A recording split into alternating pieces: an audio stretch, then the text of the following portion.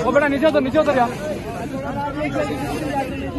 मेरे भाइयों, आज से 7 साल पहले भी मैं इसी जेल का गेट टूटा था, शेख रशीद छूटा और शेख रशीद छूटा था।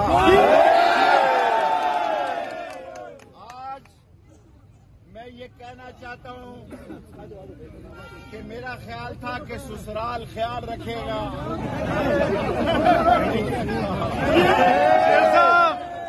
इन्होंने मुझे मौत की चक्की में बंद रखा, कोई बात नहीं, मैं सबको माफ करता हूँ। मैं राशिद शफीक साहब का और PTI का, अवामी मुस्लिम लीग का, तमाम रावलपिंडी का, तमाम पाकिस्तान और मीडिया का शुक्रिया अदा करता हूँ। आगे जाके मैं मीडिया से बात करता हूँ, वो कह रहे हैं जरा आगे चले। शेख तेरे जाने वाले, शेख तेरे जाने वाले।